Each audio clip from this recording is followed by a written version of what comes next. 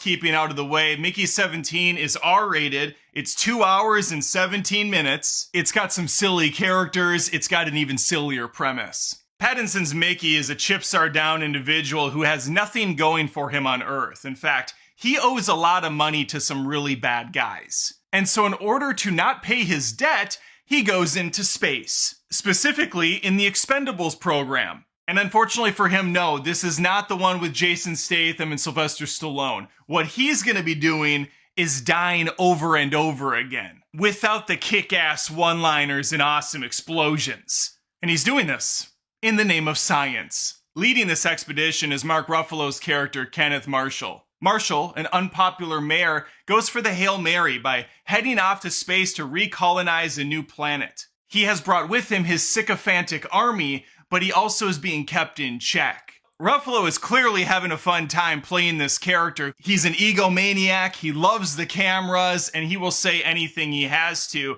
get ahead. We got Toni Collette in this. Her character is for some reason infatuated with sauces. I don't really get the whole sauce angle they're going for, but I think there's definitely layers of commentary to this film. She's an absolute blast to watch here as well. Everybody's having a good time, and that goes doubly for Robert Pattinson. Actually, it goes 18ally for him, because the whole enchilada in this plot is Mickey doesn't die when he's supposed to at number 17. So a new Mickey 18 is created, and now we have a duplicate situation going on, and that is not allowed to happen. I'm gonna leave the plot there, but Robert Pattinson over the years has really won me over as a terrific actor. Here he gets to have fun playing a couple different roles, but for the most part he's a very downtrodden, almost Forrest Gump-esque in a way character. He's far removed from the emo badass he plays in Batman. There's really no way to summarize Mickey 17. I feel like I'm still kind of digesting it all. I will say this, it's incredibly entertaining for about an hour and 45.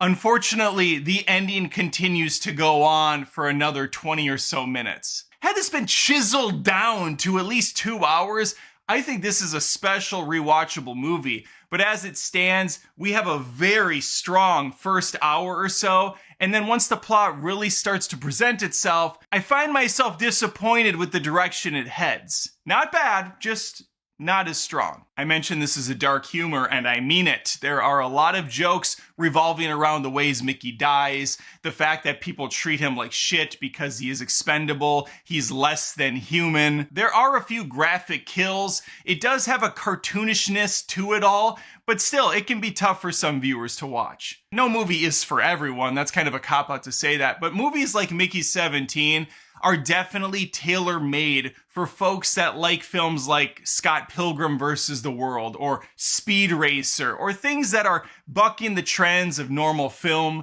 going different routes with the cinematography, with the storytelling, and with the way the characters interact. It's definitely a different vehicle, one that I happen to enjoy. Those other examples I gave, I love those films. I just don't know how much this works out for a general audience that's maybe looking for something a bit more focused. Visually, it's a pretty movie. There is a great score accompanying this thing. Cartoonish, I mentioned at times. Some of the CG is pretty silly, but it doesn't matter because the whole vibe of the film is silly. While not to the level of Looney Tunes, it's definitely far more that direction than it is some serious Shawshank Redemption style flick. The biggest stain on this thing is the final moments of the film, which obviously I'm not going to give away. It was just very abrupt and disappointing. It's not the first time I've heard that. Outside of the social and political commentary that's riddled throughout this film, we also have a love story, front and center. Naomi Ackie plays Nasha. She's the love interest for our Mickey. I really enjoyed this character. I thought they had a very good rapport, a great chemistry, and the way these two's relationship develops over the course of the movie is pretty fun to watch play out.